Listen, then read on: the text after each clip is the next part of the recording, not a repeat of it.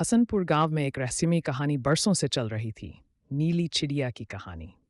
कहा जाता था कि जो कोई भी उस चिड़िया को देखता, उसकी जिंदगी हमेशा के लिए बदल जाती। लेकिन कैसे, ये कोई नहीं जानता था। एक दिन 12 वर्षीय जैन को गांव के पुराने मंदिर के खंडहरों में वह नीली चिड़िया दिखाई दी। जैन बेख्तियार उसके पीछे दौड़ पड़ा। चिड़िया उड़ती रही और वह एक गुप्त सुरंग में जा पहुंचा। वहां एक पत्थरीला दरवाजा था जिस पर प्राचीन लिपियां खुदी हुई थीं। अचानक दरवाजा खुद ब खुद खुल गया। अंदर एक अजीब सी रोशनी फैली हुई थी और दीवारों पर सदियों पुरानी चित्रकारी बनी हुई थी। जैसे ही जैन ने आगे कदम बढ़ाया, चिड़िया अचानक इंसानी आवाज में बोली, तुम वही हो जो इस राज को खोल सकता है। जैन हैरान रह गया। चिड़िया ने उसे बताया कि वह कोई साधारण पक्षी नहीं, बल्कि एक जादुई सल्तनत की रक्षक है, और वह सल्तनत अब खतरे में है।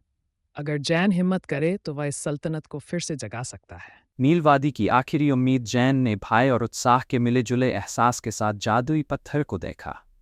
नीली चिड़िया ने कहा, यही नीलवादी की आखिरी उम्मीद है, इसे इस्तेमाल करो। अचानक आसमान पर एक काली धुंध छा गई। जुल्मत का राजा अपनी सेना के साथ नीलवादी पर हमला करने आ चुका था। यह सल्तनत अब मेरी है, उसकी गूंजती हुई आवाज ने फिजा को हिला दिया। जैन ने हिम्मत जुटाई और पत्थर को मजबूती से थाम लिया। जैसे ही उसने उसे उठाया, एक नीली रोशनी हर तरफ फैल गई। जुल्मत की सेना उस रोशनी में धीरे धीरे गायब होने लगी और राजा की अपनी ताकत भी कमजोर पड़ने लगी। यह मुमकिन नहीं, उसने चीखकर कहा, लेकिन रोशनी ने उसे चारों तरफ से घेर लिया और कुछ ही पलों में वह गायब हो गया। नीलवादी दोबारा रोशन हो गई। मीनारों की चमक वापस आ गई और परिंदे खुशी से चहचहाने लगे। नीली चिड़िया जैन के कंधे पर आ बैठी, तुमने सल्तनत को बचा लिया।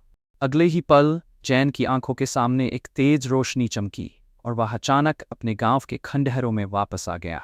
सब कुछ सामान्य था, लेकिन जब उसने अपनी हथेली खोली, जादुई पत्थर अब भी वहीं था।